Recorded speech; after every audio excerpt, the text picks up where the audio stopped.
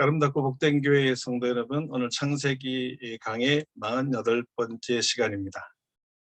예배자 아브라함의 선택과 여유라는 제목으로 창세기 13장 1절에서 13절의 말씀을 증거하도록 하겠습니다. 믿음의 조상 아브라함도 처음부터 믿음이 좋았던 것은 아닙니다. 우리처럼 연약했고 우리처럼 시험을 받았습니다. 그리고 시험에 걸려 실수도 했고 고난도 받았습니다. 그러나 하나님의 선택한 하나님의 자녀는 하나님께서 복을 주시기로 작정하셨기에 그 복을 받으며 살아갈 수 있는 믿음도 주시고, 또한 주님께서 원하시는 바로 그 믿음의 수준까지 성장시키고 성숙시킵니다.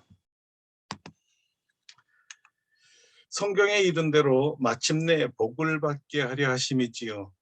창세기의 기자인 모세가 수백 년이 흐른 뒤에 애굽에 종살이하던 이스라엘 백성을 구원하여 광야 40년을 돌았습니다. 15일이면 그 약속의 땅 가나안 땅에 도착할 거리를 40년을 방황했는데요. 그 이유가 무엇이겠어요? 철저한 불신과 불순종이었습니다. 그래서 목이 뻣뻣한 백성이라고, 아주 목이 뻣뻣한 고든 백성이라고 하나님께서 질책도 하셨습니다. 그 덕에 수없는 시험과 또 시련을 당하게 됩니다. 그러나 이런 수많은 시험들은 이스라엘 백성들을 멸망시키고자 하는 것이 아니라 마침내 복을 주기 위함이었다는 것입니다.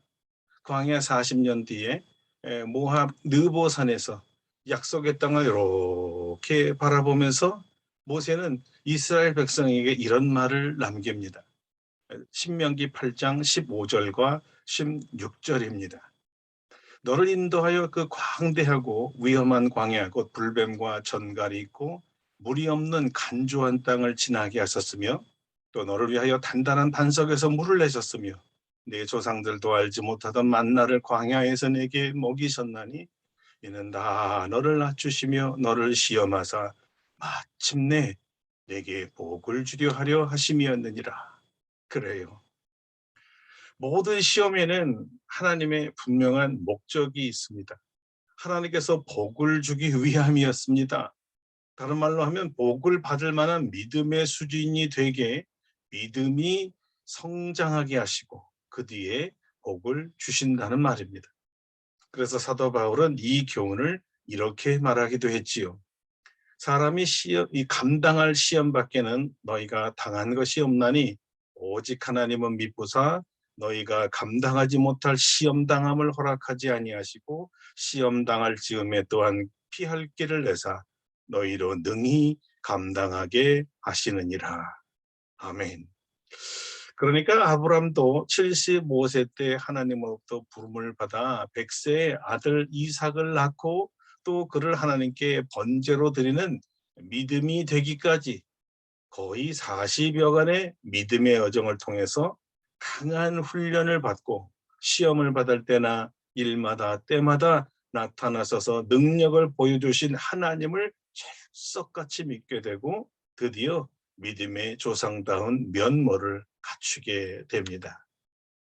왜 하나님께서는 이렇게 아브라함을 시험에 시험, 훈련에 훈련, 연단에 연단을 해서 하나님의 조상으로 만드시려고 했을까요?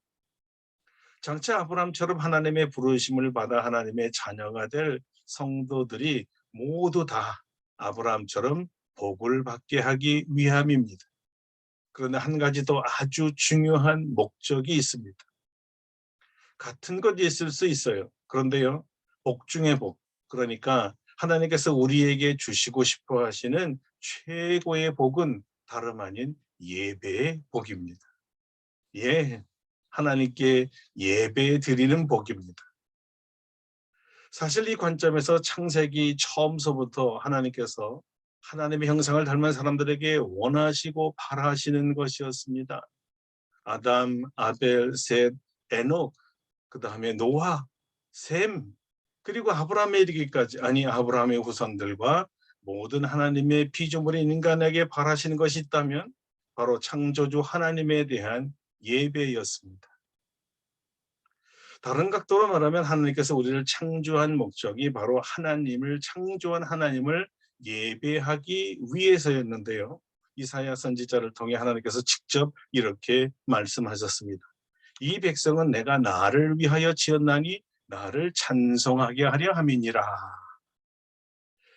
그래서 하나님께서 원하시는 믿음의 조상이 되기 위한 아브라함의 믿음의 수준은 위에 언급한 다른 믿음의 선진들과 같이 어떤 상황, 어떤 환경, 어떤 조건 속에서도 하나님을 예배하는 예배자가 될 수 있는가였습니다. 그 아브라함은 축복의 약속을 받은 사람이기에 그 축복을 약속하신 주님을 예배하는 사람이 되는가? 이것이 하나님의 관심이었죠. 그래서 그런지 처음부터 아브라함의 믿음의 중심에는 여호와 하나님에 대한 예배가 있었습니다. 전지전능하신 주님을 만날 때마다 아브라함은 예배를 드렸습니다. 장막을 옮길 때마다 예배를 드립니다. 사건을 만나 승리할 때마다 예배를 드립니다. 그의 인생이 하나님을 예배하는 인생으로 바뀐 것입니다. 오늘도 애굽에서 혼쭐이 나고 하나님의 위대하심과 자신의 연약성을 상대적으로 배운 아브라함은 다시 가나안 땅 베델에 이르러 자신을 애굽 바로의 칼에서 구원하신 하나님께 감사의 예배를 드립니다.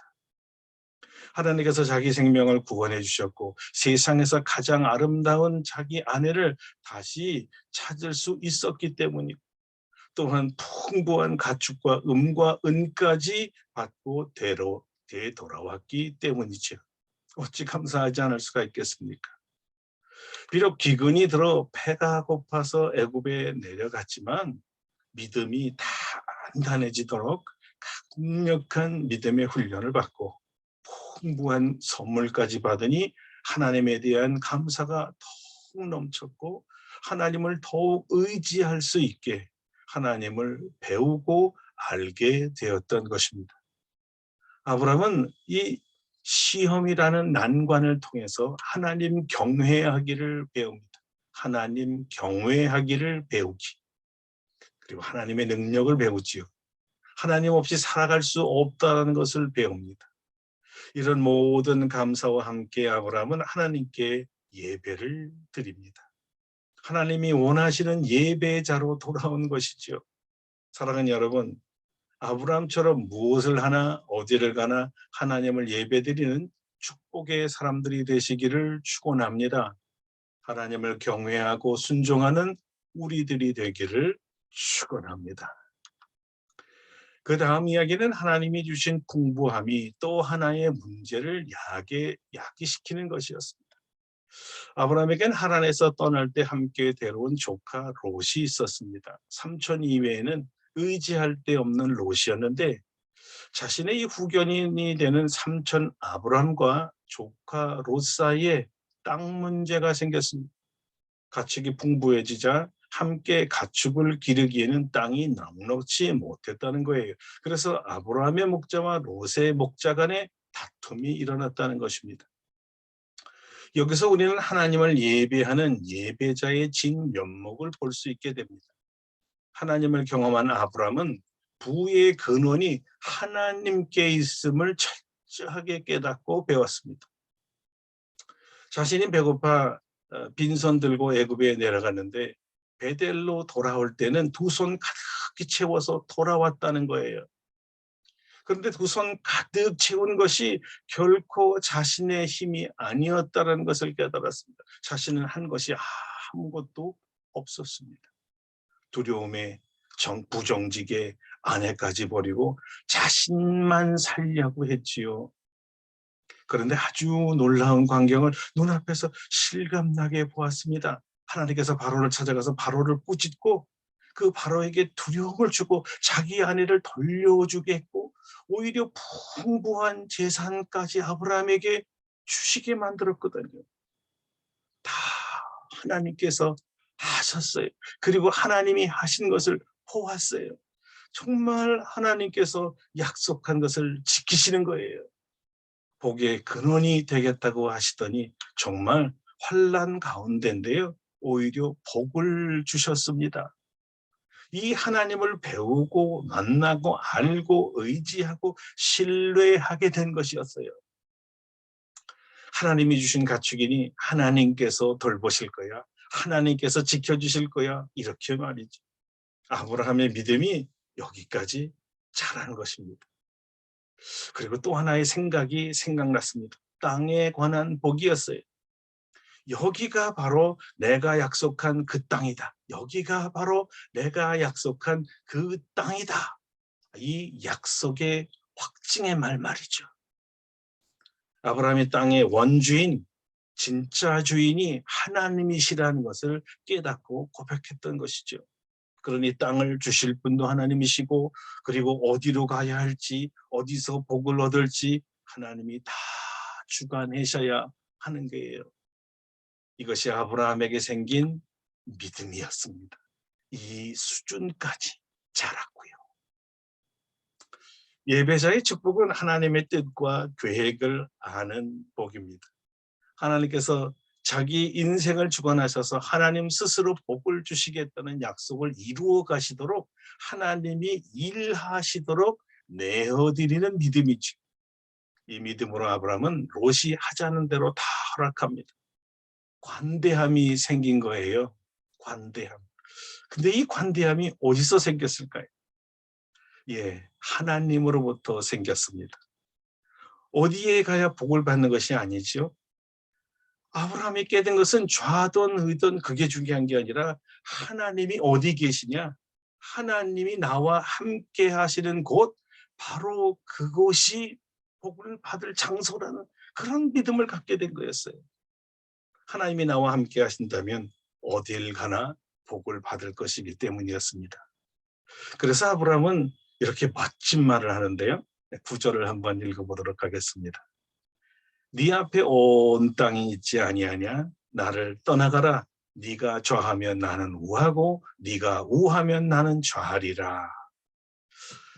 아브라함은 친족 간의 다툼을 피하고 롯이 먼저 땅을 선택하도록 허락합니다.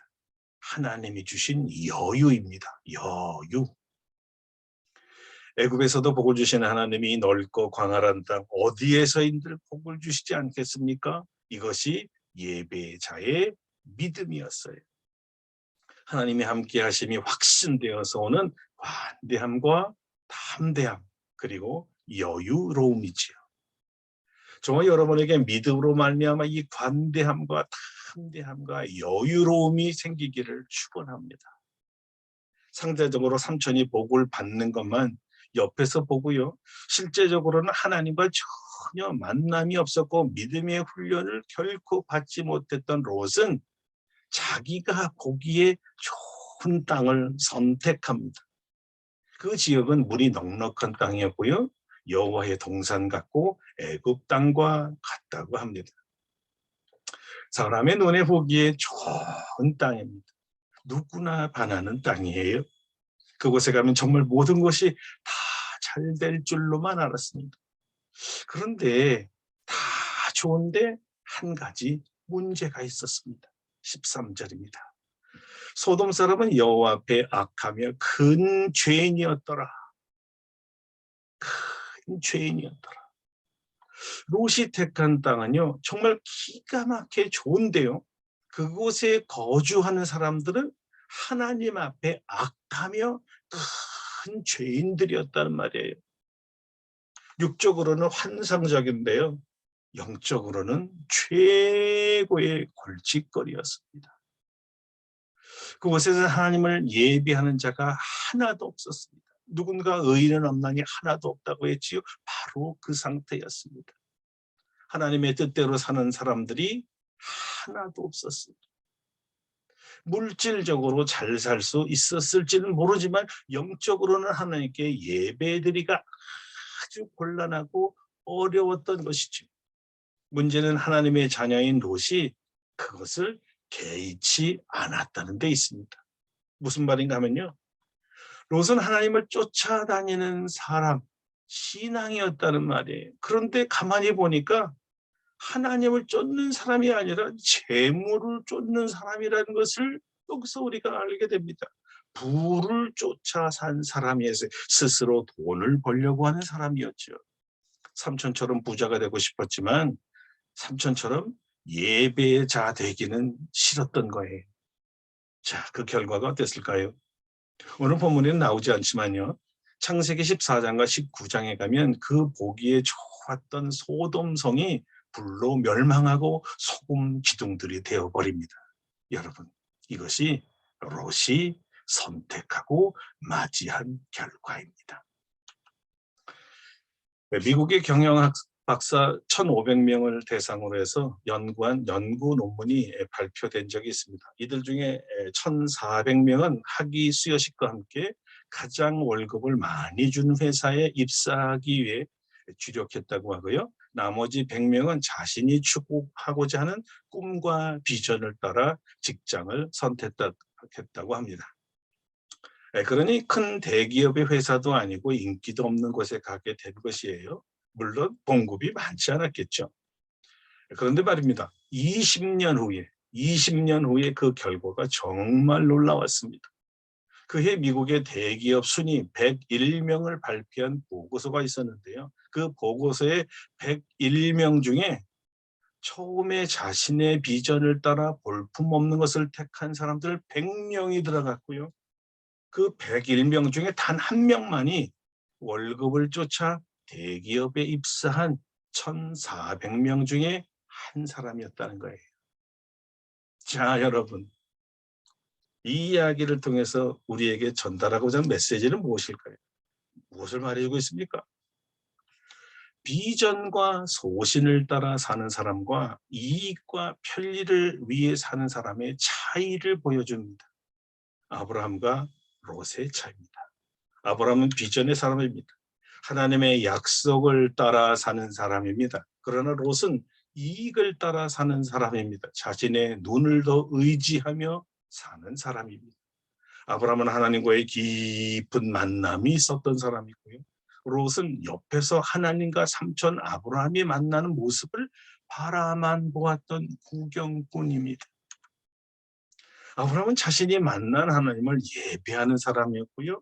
롯은 억지로 예배를 따라하는지는 몰라도 예배하는 모습을 구경하는 관객이었습니다. 하나님과의 만남과 관계가 전혀 형성되어 있지 않았습니다. 복받는 사람, 예배드리는 사람 주위에는 있었지만 결코 예배를 드리지 않은 사람이었죠. 놀랍게도 성서기자는 롯이 하나님을 예배했다는 말을 일체 전해주고 있지 않습니다. 하나님은 우리가 여호와의 이름을 부르며 예배드리기 원하십니다. 아브라함은 매번 드리는 예배를 통하여 하나님에 대한 감사와 그리고 동시에 앞으로는 주님 뜻대로만 살겠다는 결단의 시간을 가졌습니다. 그리고 그 아브라함은 자기가 결단한 대로 살았고요. 무엇을 하든 어디를 가든 하나님의 뜻을 따라 하나님과 동행함을 선택하고 따랐습니다. 여러분, 이런 자를 예배자라고 합니다. 그리고 이 예배자를 하나님께 복받을 자라고 하지요. 그리고 어떤 상황과 환경과 조건 중에도 하나님을 예배드림이 우리들이 가져야 할 바로 그 믿음의 수준이고요. 이 믿음의 수준이 될 때 좌우가 아니라 우리의 선택은 언제나 하나님이 함께 하신 곳, 하나님이 계신 곳입니다. 왜냐면요, 그곳에서 복을 주시니까요. 그래서 예배의 복은 복 중에 복이요, 최고의 복이라고 했던 것입니다. 하나님은 저와 여러분이 아브라함처럼 눈에 보이는 재물보다 하나님과 함께함을 선택하고 예배드림으로 복을 받는 아름답고 복된 사람들이 되기를 원하십니다. 우리 모두가 그 아브라함처럼 될 줄로 믿습니다. 기도하겠습니다. 하나님 아버지, 감사합니다. 오늘은 우리가 믿음을 따라 선택한 아브라함과 재물을 따라 선택한 롯을 보게 되었습니다. 하나님 아버지 모든 복의 근원이 하나님께 있습니다. 왜냐하면 우주 만물을 창조하신 하나님이시니까 모든 만물과 재물이 다 주님의 것이지. 그러므로 주님께서는 이 만물의 복을 예배하는 자에게 주신다고 하셔서 우리를 예배자로 부르시고 예배 드릴 때 하나님이 준비하신 모든 복을 내려주시는 것을 보았사오니 우리가 예배자가 되어 모든 예배하신 복을 우리가 받아 누리기를 원합니다. 우리 하나님 우리의 믿음 없음을 도와주셔서 아브라함처럼 믿음의 장성한 믿음의 수준까지 성장시켜 주시고 하나님의 명령을 따라 예배하며 사는 사람으로 만들어 주시옵소서. 우리 주 예수 그리스도의 이름으로 간절히 기도드립니다. 아멘. 네, 사랑하는 성도 여러분, 오늘 수요 예배를 마치겠습니다. 이 코로나 어지러운 시간에 하나님 의지에서 주의 보혈로 건강 꼭 지키시고요. 예수님 만나시고 또 주일날 다시 뵙도록 하겠습니다. 꼭 승리하시기를 바랍니다. 안녕히 계세요.